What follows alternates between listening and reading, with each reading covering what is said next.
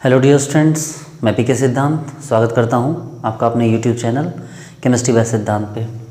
Dear students, आज हम लोग पढ़ने वाले हैं कार्नोट इंजन के बारे में, कार्नोट हीट इंजन के बारे में। उससे पहले मैं आपको बता दूं कि इंजन एक्चुअली होता क्या है। तो हीट एनर्जी को वर्क में कन्वर्ट करने के लिए जिस सिस्टम का यूज़ किया जाता है उसे इंजन कहते हैं। अब आप बोलोगे सर इससे बेटर भी तो कुछ हो सकता है, तो मैं आपको बताऊंगा कि देखिए किसी भी केमिकल रिएक्शन को या किसी भी हीट को अगर आपको वर्क में कन्वर्ट करना है तो सबसे बेटर ऑप्शन है उसे इग्नाइट करना, उसे जलाना।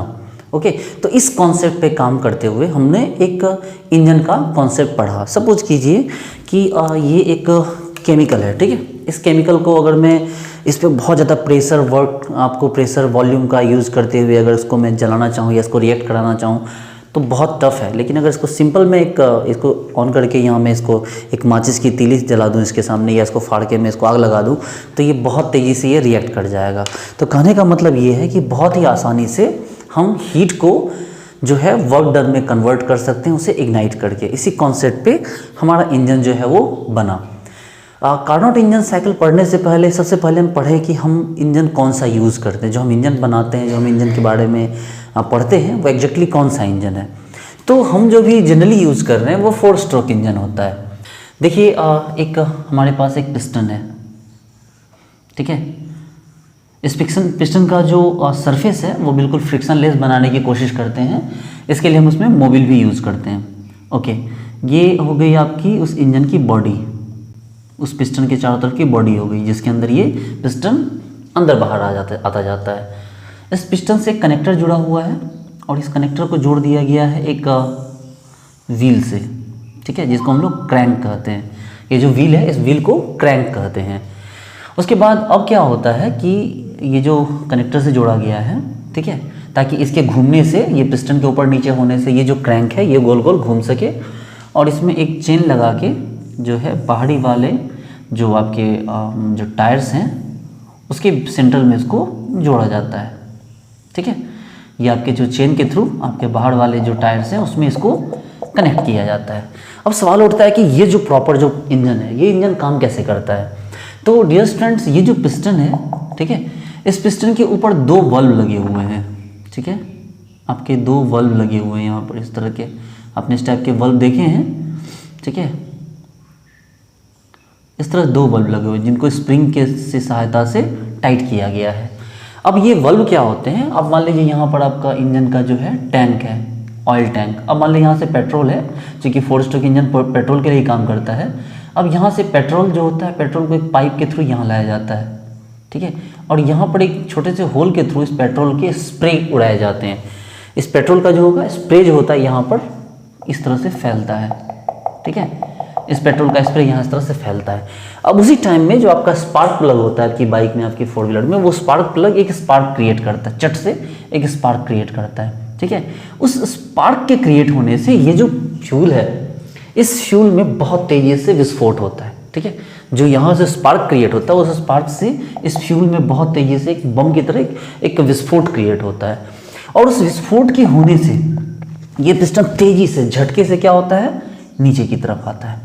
ये पिस्टन झटके से नीचे की तरफ आता है और फिर नीचे आता है और फिर जैसे एक चक्कर पूरा करता है उसके बाद फिर ये मोमेंट ऑफ इनर्शिया के कारण ऊपर चला जाता है, ठीक है। इसमें इनर्शिया है, ये नीचे आता है, फिर ये ऊपर चला जाता है। और जब ऊपर जाता है तो ये जिसके अंदर जो पेट्रोल का जो कंबसन हुआ था उससे जो गैसेस बने थे वो यहाँ पर एक वाल्व खुल जाता है, एक होल, और उस होल के थ्रू ये जो गैसेज हैं यहाँ से बाहर निकल जाती हैं, जिसे एक साइलेंसर के थ्रू गाड़ी से बाहर निकाल दिया जाता है, समझे। और फिर ये पिस्टन ऊपर कंप्लीट हो जाता है और इससे क्या होता है, एक कंप्लीट सर्कल काम कर जाता है। और इसी को हम लोग, अगर ये जो 4 बार घूमेगा तो ये 4 स्ट्रोक इंजन कहलाता, अगर ये 1 बार घूमता तो 1 स्ट्रोक इंजन कहलाता। इस कॉन्सेप्ट को दोबारा समझिए। यहाँ एक स्पार्क प्लग है, ठीक है। ये जो प्लग है, ये प्लग आपको यहाँ से हीट का, आपको जो गैसेज है उसको बाहर निकालने के लिए यहाँ पर होल को मैनेज करता है। ये पिस्टन है, यहाँ से आपको स्पार्क आता है, यहाँ से ऑयल जो होती है फ्यूल वो उसके स्प्रे आते हैं, दोनों इग्नाइट करते हैं। इग्नाइट करने से एक विस्फोट होता है, विस्फोट करने से ये पिस्टन नीचे जाता है, फिर तेजी से मोमेंट ऑफ इनर्शिया के कारण ऊपर जाता है। जब ये ऊपर जाता है तो यहाँ जो बची हुई गैसेज होती है वो गैसेज तेजी से क्या होती है, यहाँ से बाहर निकलती है और इस आपको साइलेंसर से होकर बाहर निकल जाती है और ये सिस्टम एक बार पूरा हो जाता है। ये जो सर्कल है जितना चक्कर लगाएगा उतना ही स्ट्रोक का ये इंजन कहा जाएगा। तो ये आपका करंट वर्क आपका इंजन कर रहा है। ओके, लेकिन कॉन्सेप्ट हम यहाँ से आगे लेके चलते हैं कि एग्जैक्टली हमें पढ़ना क्या क्या है। तो डियर स्टूडेंट्स, सबसे पहले हम बात करते हैं कि इस इंजन के कॉन्सेप्ट को किस तरह से साइंटिफिकली समझा जाए। डियर स्टूडेंट्स, मैं जो आपको बताने जा रहा हूँ ये सबसे बेस्ट एक्सप्लेनेशन है आपको यूट्यूब पर या कहीं भी आपको कार्नोट साइकिल इंजन का इससे best explanation I think so कि आपको कहीं नहीं मिल सकता। इसकी मैं कोशिश करूँगा। अगर हम बात करते हैं यहाँ पर कि देखिए जो हमारा फ्यूल और हीट मिलाकर जो हीट क्रिएट होता है, जो फ्यूल और स्पार्क मिलाकर, उसको हमने बोला सोर्स बोला कि जो फ्यूल को जब हम लोग स्पार्क करते हैं तो उससे जो हीट क्रिएट होता है उस टोटल जो एनर्जी के सोर्स को हमने सोर्स मान लिया। उस सोर्स से हमने बोला कि भाई जो एनर्जी आती है, जो हीट आता है Q1, वो आता है इंजन के पार्ट को। इंजन के पार्ट मतलब जो आपका जो पिस्टन होता है, पिस्टन जो एनर्जी क्रिएट करता है, ठीक है, तो उसको वो एब्जॉर्ब कर रहा है। तो इसके बीच में एक पार्ट को हमने इंजन माना, ठीक है। और इंजन जब वो पिस्टन पीछे जाता है तो उसके साथ साथ प्रॉब्लम क्या होती है कि वो बहुत ज़्यादा हीट का अमाउंट पीछे की ओर भी छोड़ता है। दैट्स वाई कि हम इंजन में हमें जो प्रॉब्लम फेस करनी होती है वो यही है कि हम जब इसको हीट देते हैं तो इंजन इस हीट को पूरी तरह से एब्जॉर्ब नहीं करता है, क्योंकि ये थर्मोडायनेमिक्स का सेकेंड लॉ भी है कि जो हम इसको एनर्जी दे रहे हैं उस एनर्जी को इंजन पूरी तरह से वर्क डन करने में काम नहीं ला सकता। उसको वो क्या करेगा, कुछ एनर्जी को वो बचाकर वो पीछे की तरफ लौटा देगा, ठीक है।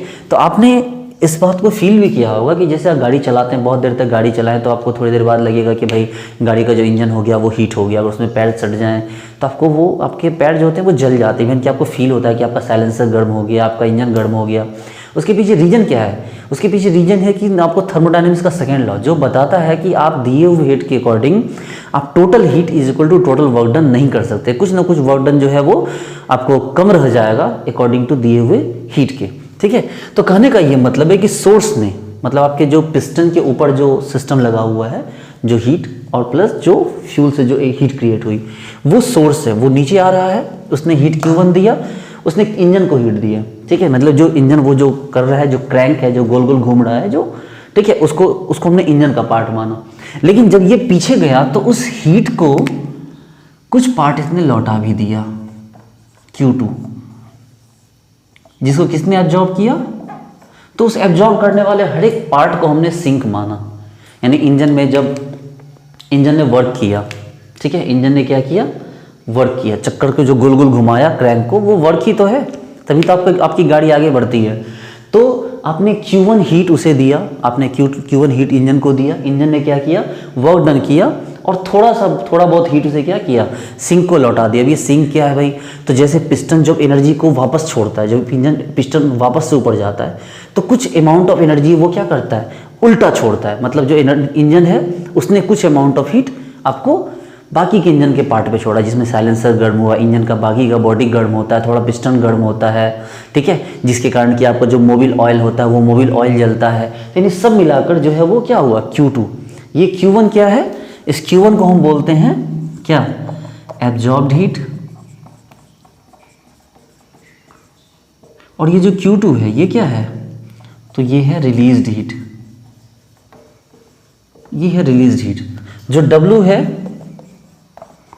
Work done by engine. Work done का मतलब समझ सकते हैं कि जो आपका जो बाइक या मोटर की जो व्हील्स घुमाने में जो यूज हुआ वो क्या है? वर्क डन हो गया आपका। ओके, अब हमारे पास एक टर्म आता है efficiency of engine. Efficiency of engine, इसका मतलब है कि भाई आप जितना फ्यूल यूज कर रहे हैं, फ्यूल के हिसाब से आपकी कितनी एनर्जी को कंज्यूम किया जा रहा है वर्क करने में, ठीक है। तो सपोज कीजिए कि हमने Q1 हीट दिया था और वर्क डन W हुआ, और Q2 हीट क्या किया? उसने लौटा दिया, तो वर्क W किया था, जबकि हमने उसे अमाउंट कितना दिया था? टोटल Q1, लेकिन टोटल काम इसने किया नहीं, उसमें कुछ कम काम इसने किया और बाकी हीट क्या किया? लौटा दिया। जस्ट लाइक आप इस बात को ऐसे समझिए कि मैंने आपको 100 रुपये दिए कोई काम करने के लिए, आपने 90 रुपये का काम किया, 10 रुपये आपने बर्बाद कर दिए, तो मैंने आपको कहा कि आपकी इफिशियंसी 90% की है, ठीक है। अगर आपको 1000 रुपये दिए, आपने उसमें से 800 रुपये का काम किया और बाकी के 200 रुपये आपने उड़ा दिए, तो मैं बोलूँगा कि आपकी इफिशियंसी 80% की है। तो वही वाली बात है कि इफिशियंसी का फॉर्मूला क्या आया कि भाई वर्क डन, भाई कितना काम किया, लेकिन जिम्मेदारी कितनी दी गई थी? आपको जिम्मेदारी तो 100% दी गई थी, आपने किया कितना काम? तो वर्क डन कभी 100% नहीं हो सकता एब्जॉर्ब्ड हीट का।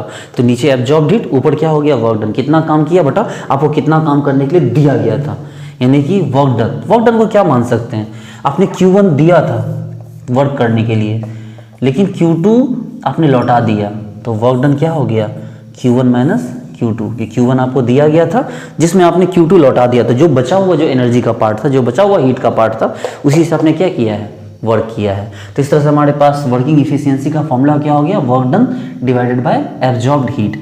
अच्छा, वर्क डन को क्या लिख सकते हैं, देखिए तो वर्क डन को लिख सकते हैं Q1 माइनस Q2, और एब्जॉर्ब्ड हीट क्या है, तो वही Q1।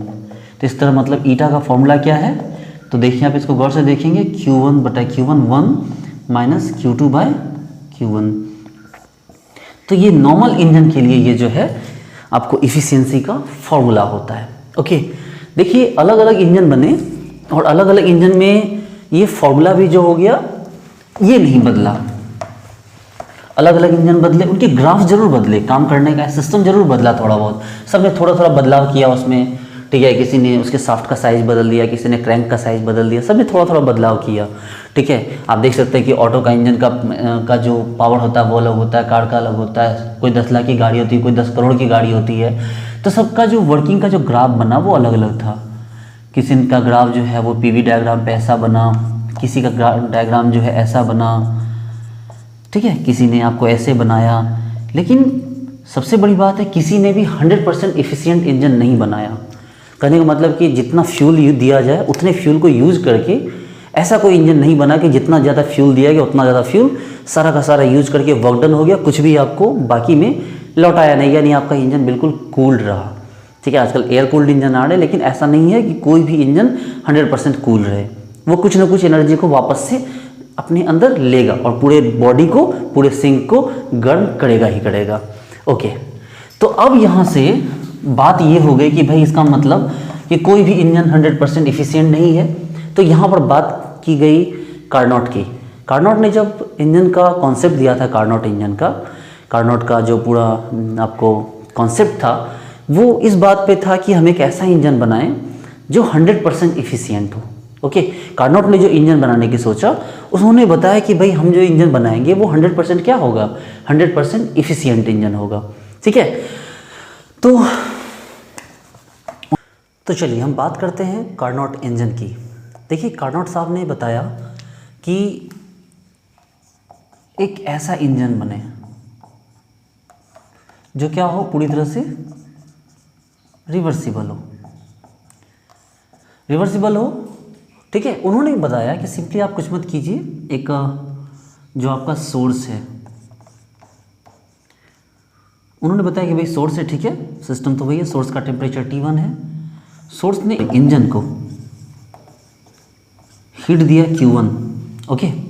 उस Q1 हीट को लेके इंजन ने क्या किया, वर्क किया, और उसके बाद थोड़े से या जितने भी हो सके उस हीट को उसने वापस लौटा दिया, किसको, सिंक को, यानी बाकी की बची हुई जो बॉडी है उसको क्या किया गया, Q2 हीट लौटा दिया गया। अब कहने का मतलब समझिए क्या हुआ, उन्होंने बोला कि भाई जो सिस्टम है उस पर आप ऊपर से हीट दिए, ठीक है, आपका पिस्टन काम किया, पिस्टन के काम करने से क्या हुआ, जो एनर्जी इंजन के फॉर्म में उसने वर्क किया, लेकिन उसने जब वापस में क्या किया कि कुछ हीट लौटा दिया, तो Q1 दिया गया, Q2 लौटाया गया। Q1 जो था वो absorbed energy, Q2 release energy, तो आपको पता ही है।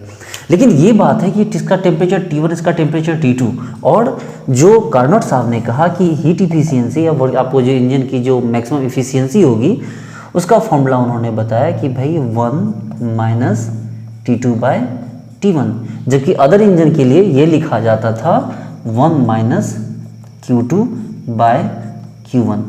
ओके, हमें इसी को समझना है कि भाई इस बात को आखिर कार्नोट ने प्रूफ कैसे किया, ऐसे इंजन को बनाया कैसे, इस हाइपोथेटिकल इंजन को। ओके, तो सबसे ज़रूरी चीज़ कि पहले हम इनके कॉन्सेप्ट को सीखे कि भाई इन्होंने बोला क्या। इन्होंने बोला कि भाई कुछ मत करो, आप एक इंजन बनाओ, एक यहाँ से यहाँ तक आप ले लो आइसोथर्मल प्रोसेस। इन्होंने बोला कि क्या ले लो, इसको बोला इन्होंने यहाँ से ले लो रिवर्सिबल आइसोथर्मल एक्सपेंशन। हमने अच्छा ठीक है, यहाँ से ए से लेके बी तक आपने क्या लिया, रिवर्सिबल आइसोथर्मल एक्सपेंशन। बोले कि ठीक है बी से सी पे आ जाओ, यहाँ भी एक्सपेंशन ले लो, ठीक है बी से सी पे आ जाओ, लेकिन ये कौन सा हो जाएगा, इसको बोले, इसको ले रिवर्सिबल एडियाबैटिक एक्सपेंशन, ठीक है कि बी से सी क्या हो गया, रिवर्सिबल एडियाबैटिक एक्सपेंशन। ओके, अब सी से वापस आओ, चलो अब कंप्रेशन की तरफ आओ। सी से यहाँ डी मान लो, तो ये क्या हो गया, ये हो गया आइसोथर्मल, ये भी रिवर्सिबल हो गया, रिवर्सिबल आइसोथर्मल क्या, कंप्रेशन। हमने ठीक है। और बोले कि फिर डी से ए पे चले जाओ, ठीक है डी से ए पे चले जाओ, कौन सा, तो ये ले लो रिवर्सिबल एडियाबैटिक कंप्रेशन। बोला कि बस बेटा कुछ मत करो, इस सिस्टम को कंप्लीट कर लो और मेरा इंजन समझ में आ जाएगा। हमने बोला अच्छा ऐसा है, बोला हाँ बिल्कुल ऐसा है। तो हमने बोला ठीक है भाई, फिर आपके इंजन को हम कंप्लीट करके देखते हैं कि सच में आपका इंजन कैसा बनता है। चलिए इस चीज़ को पहले हम हटा दे रहे हैं। हमने बोला ठीक है प्रैक्टिकली देखते हैं कि इनका इंजन सच में कैसा काम करता है, ठीक है आप भी सीखिए कि इनका इंजन काम कैसे करेगा। इस फिगर को दोबारा बनाते हैं, गौर से देखिए, यहाँ से यहाँ आपको ये क्या हो गया, रिवर्सिबल आइसोथर्मल एक्सपेंशन हो गया। आपको पता है प्रेशर नहीं रुकेगा, वॉल्यूम नहीं रुकेगा, लेकिन टेम्परेचर रुक जाएगा क्योंकि आइसोथर्मल है। तो P2 V2, लेकिन टेम्परेचर क्या रहेगा, T1 ही रहेगा। चलिए अब यहाँ से यहाँ आ जाओ, तो ये A था, ये B, और अब यह बात करते हैं हम C पे। जब C पे गए तो प्रेशर कितना हो गया P3, वॉल्यूम कितना हो गया V3, लेकिन टेम्परेचर बदल गया। देखो एडियाबैटिक एक्सपेंशन, एडियाबैटिक एक्सपेंशन में आप हीट के चेंज को जीरो करते, टेम्परेचर को जीरो नहीं करते, टेम्परेचर चेंज को। तो ये T1 था, तो ये टेम्परेचर क्या हो गया यहाँ से T2। चलो कंप्रेशन की बात करते हैं। जब कंप्रेशन की बात करेंगे यहाँ, तो C से हम D पे वापस आ जाएंगे। जब D पे वापस आएंगे तो इसका प्रेशर क्या होगा P4, वॉल्यूम क्या होगा V4, लेकिन टेम्परेचर नहीं बदलेगा क्योंकि क्या है, आइसोथर्मल है। तो आइसोथर्मल में तो टेम्परेचर बदलने से रहा, लेकिन फिर क्या हो गया, फिर एडियाबैटिक कंप्रेशन हो गया। तो जहाँ एडियाबैटिक होगा तो फिर टेम्परेचर देखिए T2 से वापस T1 पे चला गया।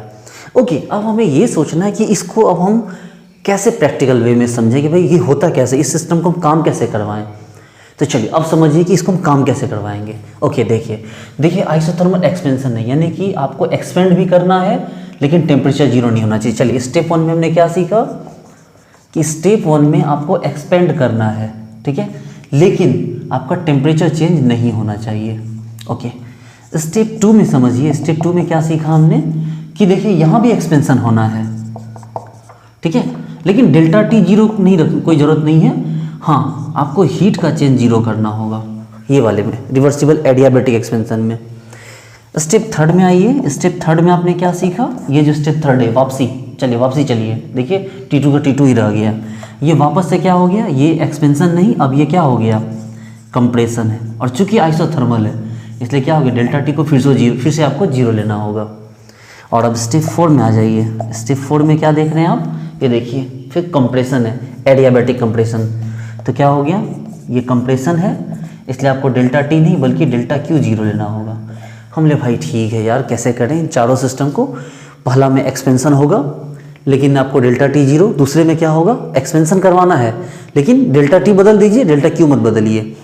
स्टेप 3 में क्या हो गया, कंप्रेशन करवाइए लेकिन डेल्टा टी को क्या रखिए, जीरो रखिए। और वापस स्टेप 4 में क्या, कंप्रेशन कराइए लेकिन डेल्टा क्यू को जीरो रखिए, डेल्टा टी को जीरो रखना यहाँ ज़रूरत नहीं है। ओके चलिए सोचते हैं कैसे किया जाए, इसको मिटाते हैं।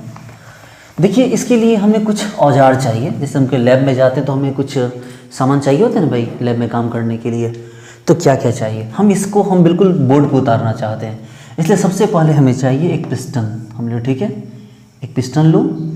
उस पिस्टन की खासियत ये होनी चाहिए कि उसकी जो 3 साइड हैं वो बिल्कुल आइसोलेटेड होने चाहिए, इस तरह से जो हीट को अलाउ ना करें अंदर बाहर जाने के लिए, ठीक है।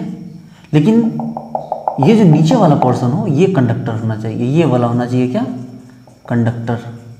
और ये इसके अंदर क्या भरी होनी चाहिए, इसके अंदर भरी होनी चाहिए आइडियल गैस। और ये जो सरफेस है साइड का सरफेस, ये बिल्कुल क्या होना चाहिए, फ्रिक्शन लेस होना चाहिए। बोलो सर कैसे पॉसिबल है सर, आइडियल गैस पॉसिबल है, हमने यहाँ भाई पॉसिबल नहीं है, तभी तो ये हाइपोथेटिकल है। Sir fully conductor 100% conductor possible है, हमने नहीं भाई पॉसिबल नहीं है 100% कंडक्टर, तभी ये तो ये हाइपोथेटिकल है। सर इसके बाद आप जो बोल रहे हो फ्रिक्शनलेस सरफेस, ये पॉसिबल है, हमने नहीं, ये भी पॉसिबल नहीं है, तभी तो ये क्या है आपको आइडियल गैस है, ठीक है। और ये क्या है, हाइपोथेटिकल कॉन्सेप्ट है। तो चलो एक पिस्टन लिया जिसको चारों 3 साइड से बंद है, सिर्फ एक साइड ये वाला पोर्शन क्या है, कंडक्टर है। दूसरा ले लो सोर्स जो पूरी तरह से कंडक्टर का बना हो, जो कंडक्टर है, ठीक है। तीसरा ले लो सिंक, ये भी क्या है, ये भी कंडक्टर है। और चौथा एक पार्ट ले लो इंसुलेटर, जो पूरी तरह से क्या है, ये 100% इंसुलेटेड है। चलो इन 4 सामानों को लेके अब आप मैदान में उतर जाओ, ठीक है। चलो शुरू करते हैं। सबसे पहला पार्ट है कि भाई आपको एक्सपेंशन करवाना है, लेकिन डेल्टा टी नहीं बदलना है। सोचो कैसे करें, कि हम एक्सपेंशन तो करेंगे, एक्सपेंशन तो करेंगे, लेकिन डेल्टा टी को बदलने नहीं देंगे, ये कैसे पॉसिबल है। चलो ऊपर जाने, आपको इसको ऊपर जाने दो, प्रेशर भले आपने लगा रखा है, लेकिन इसको ऊपर जाने दो। और इसको ऊपर जाने के लिए क्या करो, नीचे में इसको सोर्स लगा दो। देखो शुरुआत तो सोर्स से होती है ना, इसने सोर्स से क्या किया, हीट खींचा। देखो इसने सोर्स से हीट खींचा, और जब हीट खींचेगा तो टेम्परेचर का चेंज क्या रह जाएगा, 0 रहेगा। अब आप एक बात सोचो, आप एक नॉर्मल थर्मस लो सस्ता वाला, उसमें पानी डाल दो, एक गिलास ठंडा पानी, नॉर्मल पानी। अगर वो पानी गर्म होगा तो वो क्या करेगा, बाहर टेम्परेचर रिलीज कर देगा, और अगर वो पानी ठंडा होगा तो वो क्या करेगा, बाहर से टेम्परेचर खींच लेगा। मतलब क्या है कि उसका अपना खुद का टेम्परेचर चेंज नहीं होगा। तो यहाँ पर एक्सपेंशन हो रहा है, ठीक है। देखिए ये क्या हो रहा है, एक्सपेंशन हो रहा है। अगर एक्सपेंशन हो रहा है, आइसोथर्मल एक्सपेंशन के लिए वर्क डन का फॉर्मूला आपको याद है, बिल्कुल याद रखना होगा, -nRT log क्या आपको बेस E क्या। देखिए तो कहाँ से कहाँ जा रहा है, V1 से V2 जा रहा है, तो ये V2/V1। तो वर्क डन का फॉर्मूला क्या हो गया, -nRT, ठीक है, log E V2/V1। चलिए आगे बढ़ जाते हैं, यहाँ से यहाँ पहुँच गया, अब यहाँ से यहाँ आइए। देखिए ये एडियाबैटिक एक्सपेंशन है, ठीक है, एडियाबैटिक एक्सपेंशन। एडियाबैटिक एक्सपेंशन के लिए फॉर्मूला क्या होता है वर्क डन का। आपको अगर यहाँ दिक्कत हो रही है तो आप मेरे थर्मोडायनेमिक्स के लेक्चर 1 को देखिए, आपको पूरी बात समझ में आ जाएगी आपको, ठीक है। तो चलो ये एडियाबैटिक एक्सपेंशन है ये वाला, इसके लिए क्या फॉर्मूला होगा वर्क डन का, तो इसके लिए फॉर्मूला होगा nR/Γ-1, और टेम्परेचर क्या हो गया, गौर से देखिए ये T1 से T2 में जा रहा है, ठीक है। तो T1 - T2, कोई दिक्कत नहीं है, आप T2 - T1 भी कर सकते हैं, कोई प्रॉब्लम नहीं है। आप T1 से T2 में जा रहे हैं ना, तो कोई बात नहीं, T2 - T1। चलो इसके लिए वर्क डन का फॉर्मूला ये हो गया। स्टेप 3 आ जाओ, ये स्टेप 3। स्टेप 3 में फिर से क्या हो रहा है, कंप्रेशन हो रहा है, गौर से देखिए, लेकिन आइसोथर्मल कंप्रेशन हो रहा है। तो वर्क डन का फॉर्मूला क्या हो जाएगा, -nRT log, और जो V3 से V4 पे आ रहा है, मतलब फाइनल V4 इनिशियल V3, तो वर्क डन का फॉर्मूला ये आ गया। और जहाँ तक 4th स्टेप की बात है, ये 4th स्टेप, इस स्टेप में क्या हो रहा है, फिर से क्या हो रहा है, एडियाबैटिक कंप्रेशन हो रहा है। तो एडियाबैटिक कंप्रेशन हो, वर्क डन का फॉर्मूला क्या हो जाएगा, सेम nR/Γ-1, और क्या हो गया, बस यहाँ T1 से T2 में जा रहा था तो T2 - T1 हुआ, और यहाँ T2 से T1 में जा रहा है तो क्या हो जाएगा, यहाँ हो जाएगा T1 - T2। ओके, तो चलिए 4 अलग अलग प्रोसेस के लिए हमने चारों के वर्क डन निकाल लिए, ठीक है। इसको नोट कर लीजिए, इसको मिटाना होगा।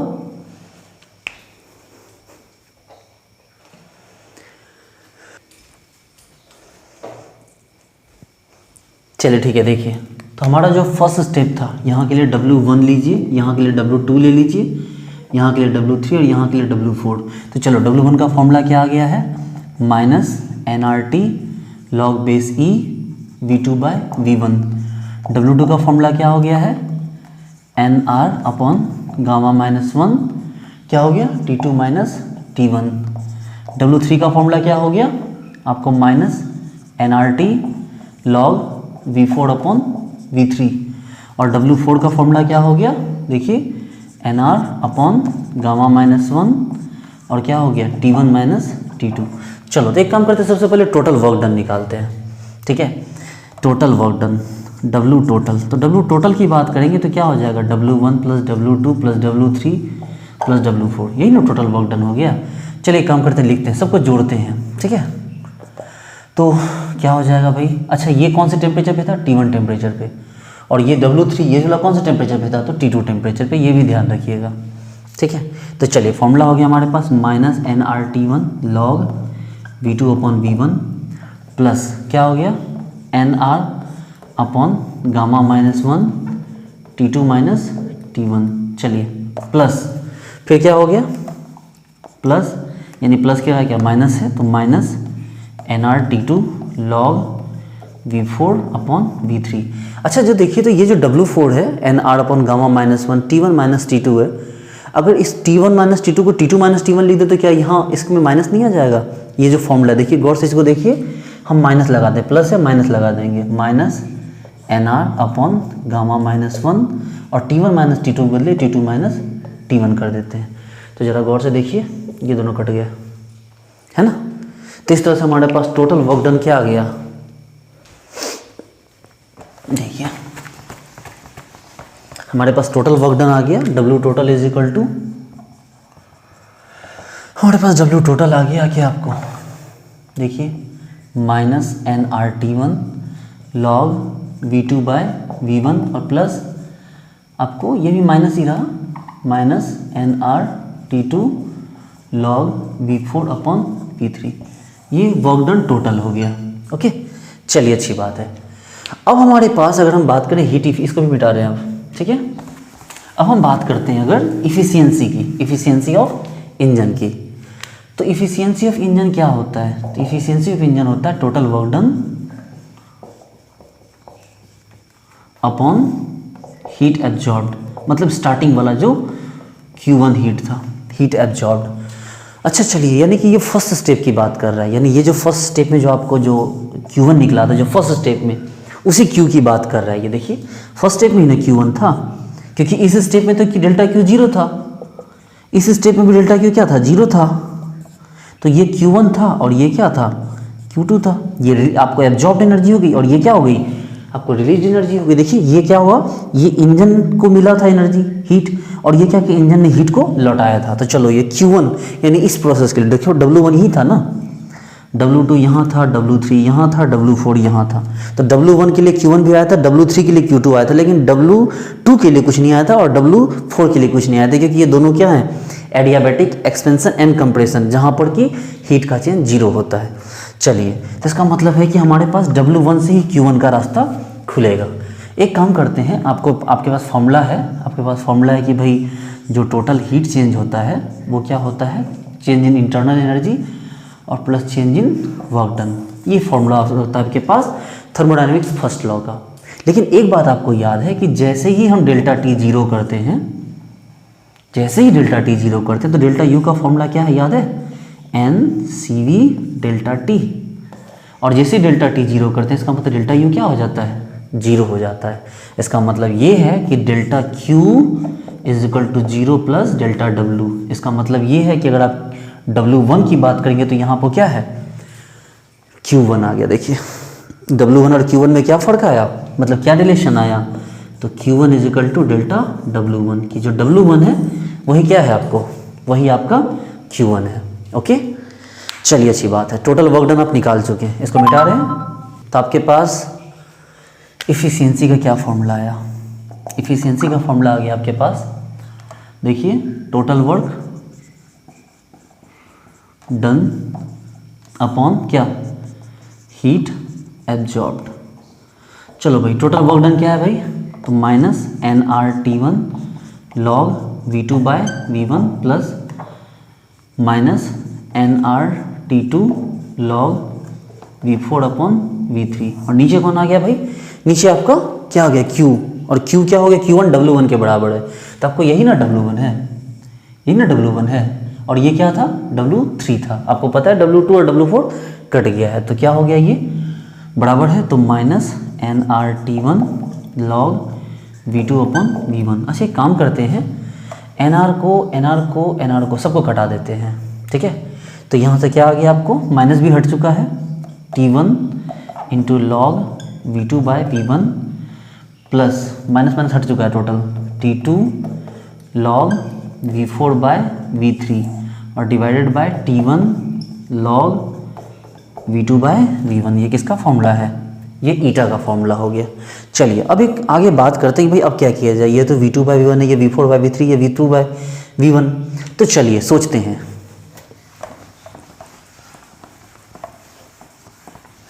देखिए समझते हैं यहाँ पर कि हो क्या रहा है, जरा गौर से देखिए। आपको याद है, नहीं तो आप जाके पीछे देख लीजिए, देखिए पीछे तो आप बिल्कुल देख ही लीजिए, पूरा कॉन्सेप्ट क्लियर हो जाएगा। देखिए यहाँ पर क्या था, आइसोथर्मल था, याद है आपको, यहाँ भी आइसोथर्मल है, ये एडियाबैटिक है और ये भी एडियाबैटिक है ना। आपको पता है P1 V1 T1, P2 V2 T2, फिर देखिए सॉरी ये भी T1, आपको बता रखे हैं P3 V3 T2 और P4 V4 T2, यही है ना प्रेशर वॉल्यूम का ग्राफ है। अच्छा आपको आइसोथर्मल में याद है क्या होता है, टेम्परेचर कांस्टेंट है तो बॉयल्स लॉ लगेगा। देखिए आपको A से B में क्या हो रहा है, बॉयल्स लॉ, यानी कि P1 V1 = P2 V2। देखिए चलिए B से C में क्या हो रहा है, B से C में गौर से देखिए, तो यहाँ पर क्या हो गया, B से C जाओगे तो T1 से T2 बदल गया है। P1 देखो प्रेशर ही बदला, वॉल्यूम बदला, टेम्परेचर, प्रेशर वॉल्यूम टेम्परेचर सब बदल गया है।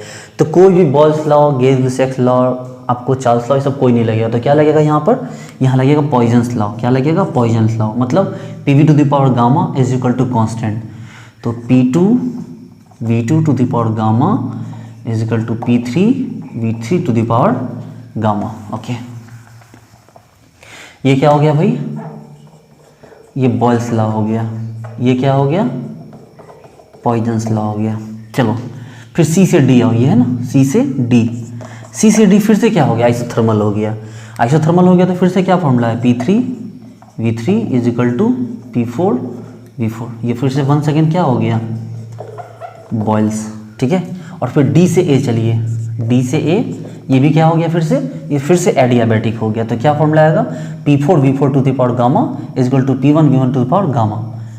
तो P4 V4 to the power gamma = P1 V1 to the power gamma, ये फिर से क्या हो गया, ये पॉइजन्स हो गया। ओके आप नोट करते चलेंगे रुक रुक के, वीडियो को पॉज कर लिया कीजिए, वीडियो को पॉज करके नोट कर लीजिए। ओके देखिए इसको यूज़ कीजिए। हमने देखा कि भाई इसको इक्वेशन 1 मान लो, इसको 2 मान लो, इसको 3 मान लो, इसको 4 मान लो। अच्छा देखो इनके दोनों साइड आपस में इक्वल हैं, इसका मतलब इसको अगर दोनों साइड से मल्टीप्लाई करके भी इक्वल करेंगे तब भी तो वो इक्वल ही आएगा। देखिए यही है ना, देखिए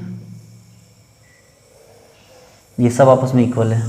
चलो मल्टीप्लाई करो आपस में, मल्टीप्लाई बोथ साइड, दोनों साइड को मल्टीप्लाई कीजिए। तो देखिए तो क्या होगा, P1 V1 × P2 V2 × P3 V3 × P4 V4, ठीक है, ये सब इसके बराबर P2 V2 × P3 V3 to the gamma, फिर P4 V4, फिर into P1 V1 to the power gamma, इन सब के बराबर होगा।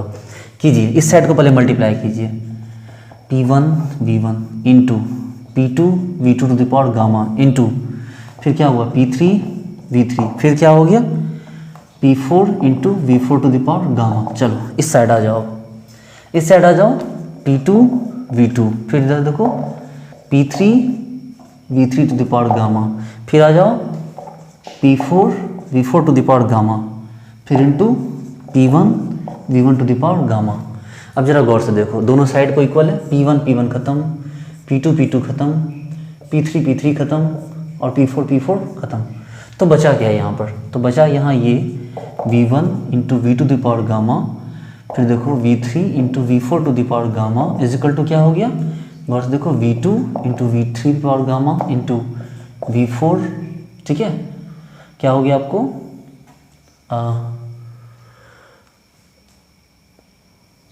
सेकंड रुकिए, क्या था यहाँ, सॉरी ये P4 V4 था यहाँ पर, सॉरी ये गामा नहीं था, P4, ये देखो V4 आपको V4 हो गया into V1 to the power क्या हो गया, गामा हो गया, ये आ गया, ठीक है। अब क्या कीजिए आप, गौर से देखो V1 है, V2 है, V3 है, V4, यहाँ भी V2 V3 V4 V1 सब एक साथ है।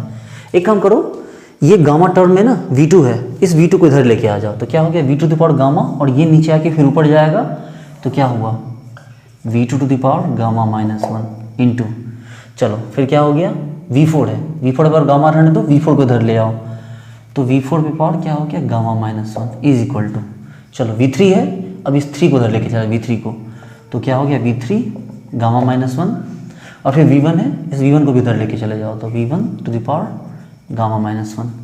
इन्हें हम ऐसा लिख सकते हैं V2 इंटू V4 पे power gamma -1 is equal to V3 into V1 to the power gamma -1 लिख सकते हैं।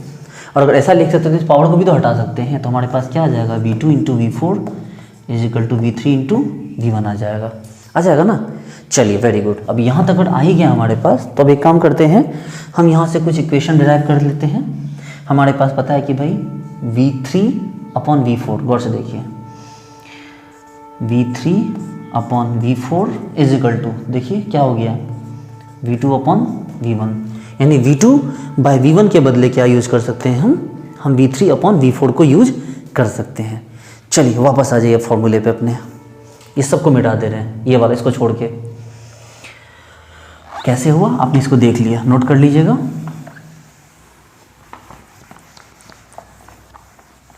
चलिए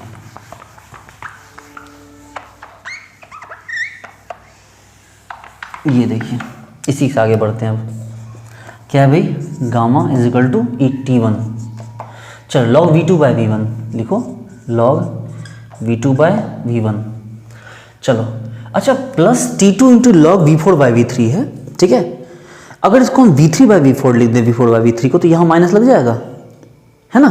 तो हम इसको क्या करते हैं, हम इसको V4 बाय V3 को V3 बाय V4 लिख देते हैं, ताकि यहाँ क्या लग जाए माइनस लग जाए। तो T2 into log V3 bye V4 और डिवाइडेड क्या है T1 into log V2 by V1। Okay, अब चलिए देखिए, आप देख चुके हैं भाई V2 बाय V1 बराबर है V3 बाय V4 के, देखो है ना, और नीचे भी V2 बाय V1। तो क्या करें, हम पूरे को कॉमन ले लें। अब बोले सर हाँ सर ले सकते हैं, T1 minus T2 upon T1, तो यहाँ कॉमन ले सकते हैं आप, लॉग V2 बाय V1 एक ही चीज़ है, इसलिए किसी को कोई कॉमन लीजिए, divided by log V2 by V1, और ये तो कट गया ना। तो इस तरह से हमारे पास ईटा का फॉर्मूला क्या आया, देखिए ईटा का फॉर्मूला आ गया T1 माइनस T2 अपॉन क्या हो गया T1, या ऐसी को हम लिख सकते हैं 1 माइनस क्या T2 अपॉन T1। तो इस तरह से इफिशियंसी का फॉर्मूला अभी तक क्या देखे थे हम लोग, देखिए इफिशियंसी का फॉर्मूला क्या था हमारे पास, तो इफिशियंसी फॉर्मूला था 1 माइनस Q2 अपॉन Q1, और अब क्या निकल के आ गया 1 माइनस T2 अपॉन T1।